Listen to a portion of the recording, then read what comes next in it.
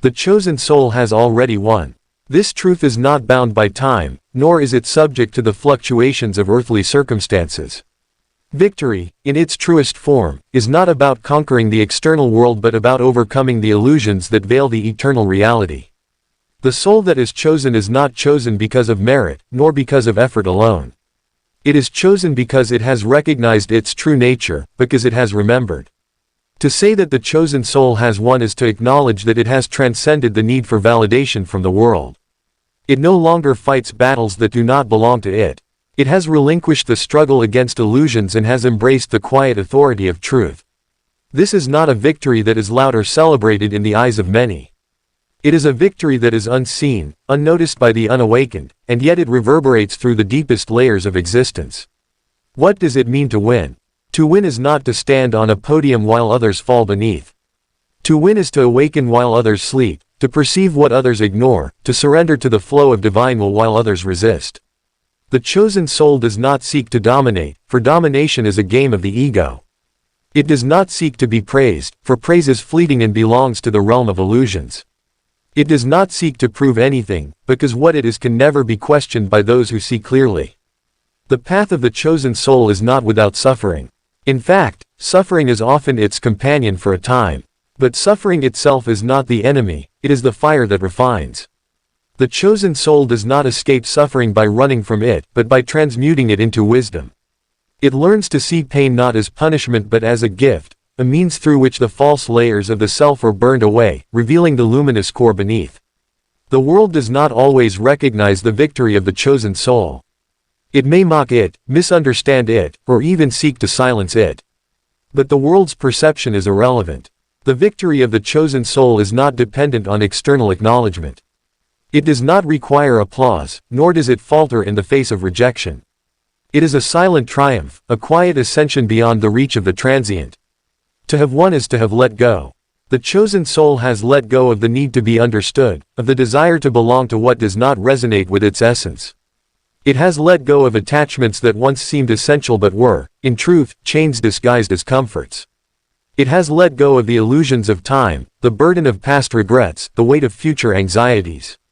It exists in the present, in the eternal now, where victory has already been secured. There is a profound solitude in this victory, but it is not loneliness. It is a solitude filled with the presence of the divine.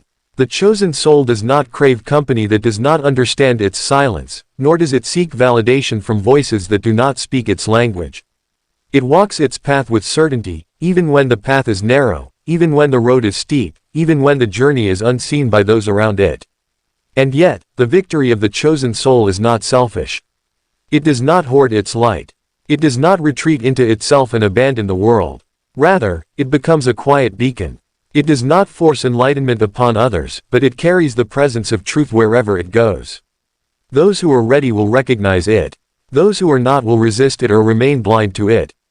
But this does not trouble the chosen soul, for it knows that all will awaken in their time. There is no need to fight for what has already been won. The chosen soul does not grasp or cling. It does not seek to hold on to what is meant to flow. It does not resist the movements of destiny. It moves with grace, accepting loss as transformation, accepting change as revelation. It does not chase, for it knows that what belongs to it will find its way. The chosen soul understands that love is not possession. It loves without attachment, without demand, without fear. It gives freely and releases just as freely. It does not manipulate, for it does not fear being abandoned. It does not beg for affection, for it is already complete within itself. It does not need to be filled by others, for it is already full of the infinite. Its power is not in force but in presence. It does not need to argue, to convince, or to defend itself. The truth it carries is evident in its being. Its silence speaks louder than the noise of the world. Its stillness radiates more than the movement of those who chase endlessly. It is rooted like a great tree, unshaken by the winds of passing opinions, untouched by the storms of external chaos. The chosen soul has no enemies, not because it has not been attacked, but because it does not see opposition in the way the world does. It understands that all resistance is born of ignorance, that those who harm are themselves lost.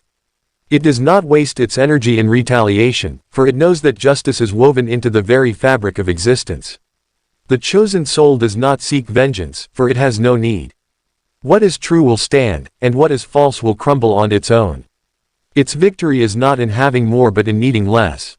It has no need to accumulate, to hoard, to prove wealth in material things. Its wealth is in its peace. Its currency is wisdom. Its treasure is in the knowledge that nothing real can be lost. And so, the chosen soul moves through the world untouched. It may walk among many, but it is not one of them. It may speak, but it does not speak to be heard. It speaks only when words are needed. It listens, but it is not swayed by the noise. It observes, but it does not absorb what is untrue. The chosen soul has already won because it has conquered itself. It has tamed its mind, quieted its fears, and surrendered its ego to the higher will. It no longer reacts, it simply is. This victory cannot be measured by worldly standards. It is not a position, a title, a recognition. It is an inner state, unshakable, untouchable, eternal. It is a return home, a remembrance of what has always been true. For those who understand, no explanation is needed. For those who do not, no explanation will suffice. The chosen soul does not seek to be understood, it only seeks to be true to itself. And in that truth, it has already won. The victory of the chosen soul is not something that can be undone. It is not a fleeting success, nor is it dependent on conditions that may change with time. It is a victory that has existed before the beginning of all things and will remain long after the illusions of this world have faded. It is a quiet triumph, but it is absolute. It is not measured by worldly achievements or external accomplishments, but by the deep, unshakable knowing of what is real. This knowing is the essence of true power. Not the power to control others, not the power to manipulate events, but the power to remain untouched by the forces that seek to pull one away from truth. The chosen soul does not struggle to maintain its victory because it understands that nothing can take it away. Even in apparent loss, even in apparent failure, the victory remains. It is not dependent on circumstances but on the recognition of what is beyond circumstances. The world often confuses victory with conquest, with the ability to overpower and subdue. But the chosen soul knows that true victory is in surrender, not surrender to the forces of illusion, but surrender to the higher will, to the divine flow. This surrender is not weakness, it is the greatest strength. It takes more power to let go than to cling, more wisdom to trust than to control. The chosen soul has surrendered, and in that surrender, it has triumphed. This triumph is reflected in the way the chosen soul moves through life. It is not in a hurry, for it knows that time itself is an illusion. It does not chase, for it understands that what is meant will arrive at the appointed hour. It does not fear, for it has already seen beyond the veil of the temporary. It does not seek approval, for it has already accepted where it matters most.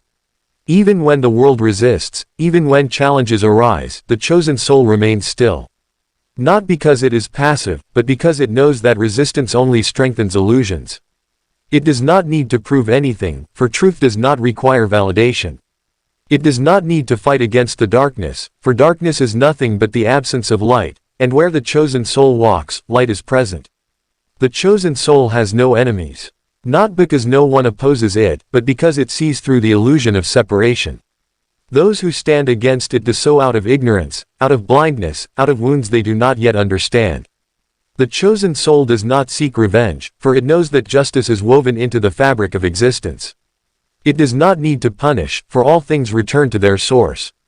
It is often misunderstood. The world does not know how to interpret one who does not seek power, who does not crave attention, who does not bend to fear. And so the world may call it strange, may reject it, may even attempt to break it.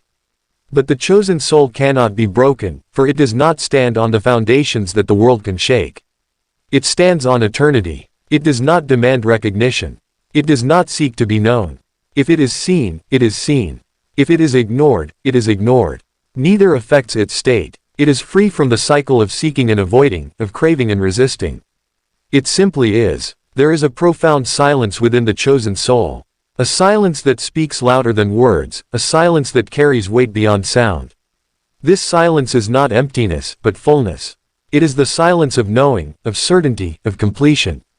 To those who are still caught in the illusions of the world, this silence may seem unsettling.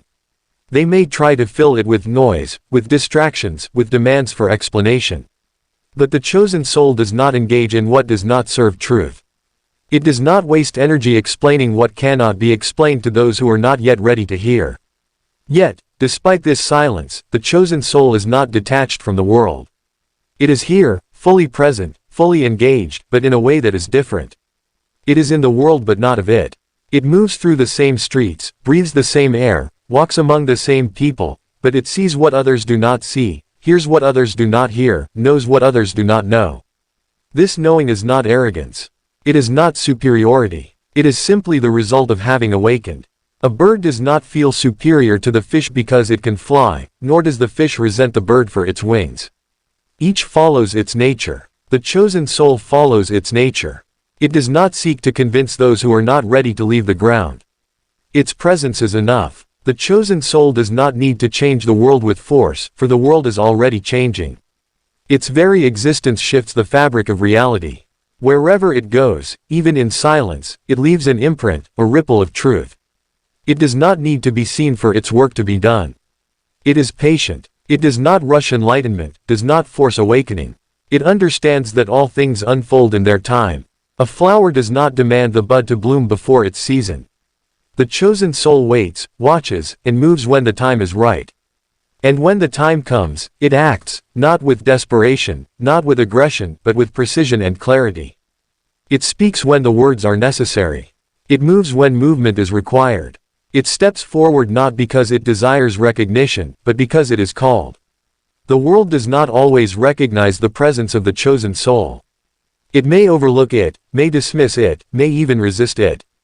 But none of that matters. The chosen soul does not require acknowledgement to exist, does not need confirmation to be true. It is already victorious. The battle was never outside, it was always within. And within, the war has ended. The chosen soul stands in the aftermath, in the silence of completion, in the peace of knowing. There is nothing more to fight for. Nothing more to prove. It has won. And this victory is eternal.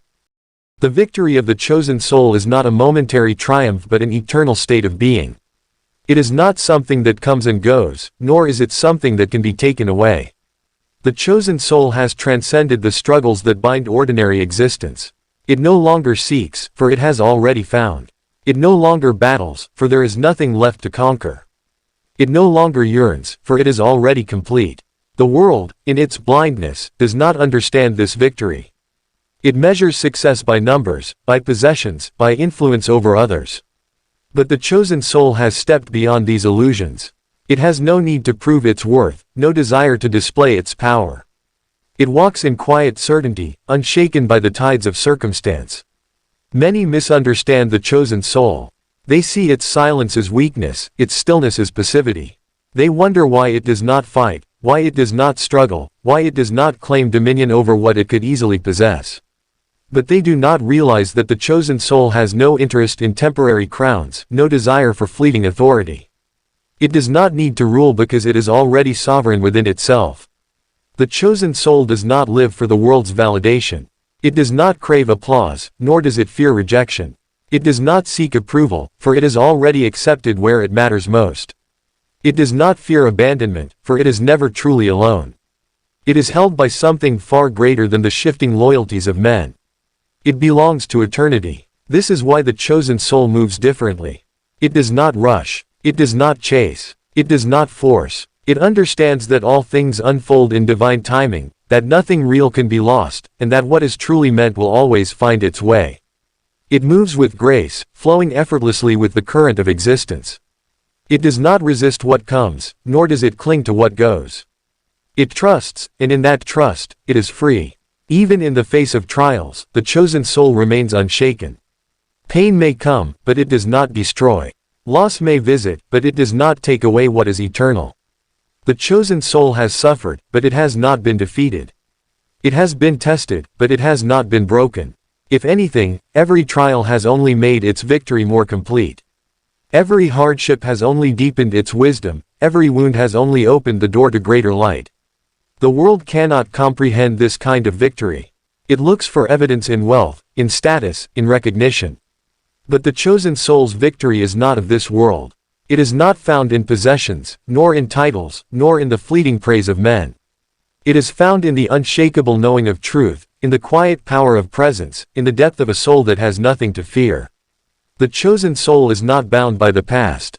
It does not carry regret, for it understands that every step, no matter how painful, was part of the path. It does not dwell on mistakes, for it sees them as lessons, as refining fires that shaped its strength.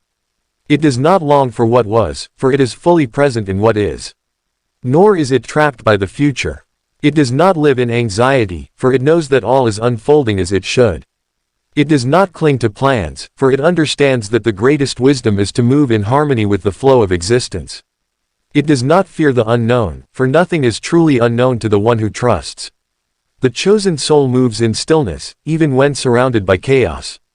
It walks with certainty, even when the path is unclear. It does not hesitate, not because it knows every detail of what is to come, but because it knows that whatever comes, it will remain unshaken. It has seen beyond the illusions of the world and has no need to return to them. It does not seek to be understood, for it knows that many are not yet ready to see.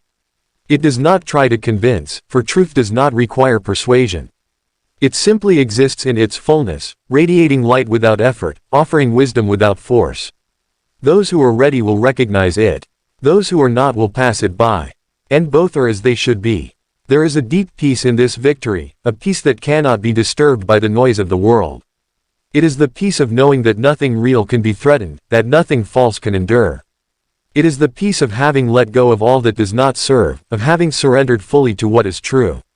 It is the peace of being free, not free in the way the world understands, but free in the only way that matters. The chosen soul does not envy, for it lacks nothing. It does not compare, for it walks its own path. It does not compete, for it knows that there is nothing to win that has not already been given. It moves without doubt, without hesitation, without fear. And yet, it is not indifferent. The chosen soul loves deeply, though it loves without attachment. It gives freely, though it expects nothing in return. It offers kindness, though it does not seek recognition for it. Its love is not possessive, not conditional, not demanding. It is the kind of love that sets free, that empowers, that expects nothing yet gives everything. This is why the chosen soul is different. It does not fit into the patterns of the world, does not follow the rules of fear and scarcity. It does not seek to be part of what is fading, does not invest in what will pass. It is rooted in something greater, something eternal. The world may not always recognize it. It may be overlooked, underestimated, even rejected. But this does not matter. The chosen soul does not need recognition to be what it is. It does not require validation to know its worth. It simply exists in truth, and that is enough. Its victory is already complete. Not because it has reached some final destination, but because it has realized there was never anything to chase. The chosen soul was never in competition, never in danger of losing. It has always been victorious, because it has always belonged to what is eternal. There is nothing more to prove. Nothing more to seek, nothing more to fear. The chosen soul has won. And this victory is forever.